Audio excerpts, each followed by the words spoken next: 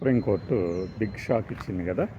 YS Vivekananda Reddy murder కేసులో నిందితుల bail పిటిషన్లు రద్దు చేయాలి అని నర్రెడ్డి సునీత గారు దాఖలు చేసిన పిటిషన్ల మీద విచారణని ఇన్విటబుల్గా అంటే తప్పనిసరి పరిస్థితుల్లో వాయిదా వేయించింది. అది కూడా ఎలా అంటే, ఇప్పుడు ఈ కేసుకు సంబంధించి ఇంకా దర్యాప్తు చేయాలి అని పిటిషన్లు కోరుతుంటే, దీనికి సంబంధించి ఒక పిటిషను ట్రయల్ కోర్టులో వేసుకోండి, మీరు దానికి 2 వారాలు గడువిస్తున్నాము అన్నారు. అలానే మెరిట్స్ ఆధారంగా ఈ కేసు విచారణ చేపడతారు అన్నారు. ఎవరైనా సరే మెరిట్స్ ఆధారంగానే కేసు విచారణ చేపడతారు.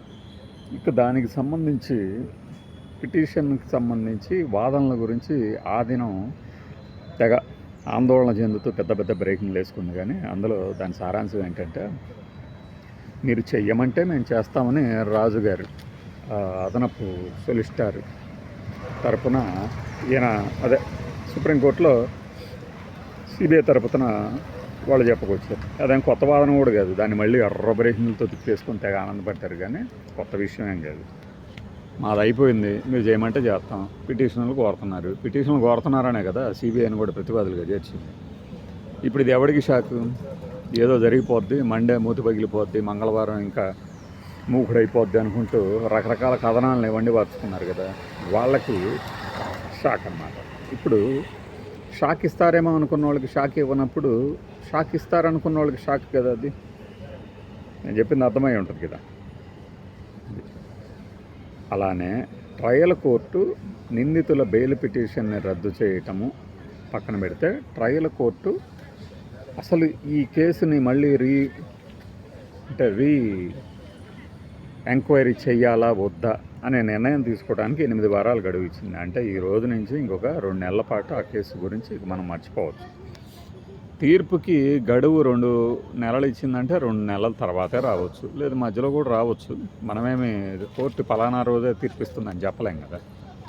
అది ట్రయల్ కోర్టు మెరిట్స్ ఆధారంగా చర్యలు తీసుకోబోతుంది. అసలు ట్రయల్ కోర్టే చర్యలు తీసుకుంటే రీఓపెన్కి, సిబిఐకి రీఓపెన్ కూడా కాదు, మళ్ళీ ఎంక్వైరీ చేయాలనే దానికి ఇక్కడ దాకా వచ్చేవాళ్ళ సుప్రీంకోర్టులోనే పిటిషన్లు వేశారు.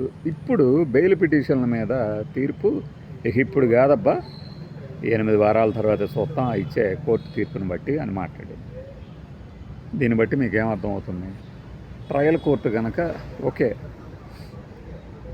మళ్ళీ ఎంక్వైరీ మొదలు పెట్టండి అని సిబిఐని అడిగితే, అప్పుడు సుప్రీంకోర్టులో సరే మళ్ళీ ఎంక్వైరీ మొదలు పెట్టమంటున్నారు కాబట్టి ఈ నిందితుల తాలూకు బెయిల్ పిటిషన్ని రద్దు చేయండి అని అడగవచ్చు, తీర్పు ఇవ్వచ్చు. అంతేగాని అదే ఖచ్చితంగా జరుగుతుంది అని మాత్రం మనం అనుకోవటానికి లేదు. ఇది షూర్, సబ్ షూర్. కాకపోతే మన కాకారాయుళ్ళు, బాకా పత్రికలు ఇవన్నీ ఏం చేస్తాయి, అయిపోయింది ఇంకా అయిపోయింది అని చెప్పేసి చెప్పుకుంటూ ఉంటారు. అంతకుమించి జరిగేది వాయిదా పడింది. ఆ జరిగేది ఏంటనేది ఇప్పుడే చెప్తే మనకి వాళ్ళకి తేడా ఉండదు. కాబట్టి లీగల్ ప్రొసీడింగ్స్ ఆధారంగా మనం చెప్పుకున్నాం ఈ విషయాల గురించి. ప్రస్తుతానికి బెయిల్ పిటిషన్లు రద్దు కాలేదు.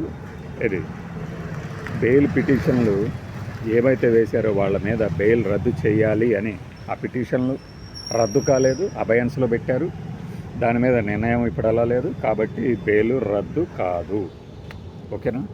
ఇది నేను కాస్త గందరగోళపరిచే మాటలతో మీకు చెప్పిన జరిగింది ఏంటన్నది సుస్పష్టం.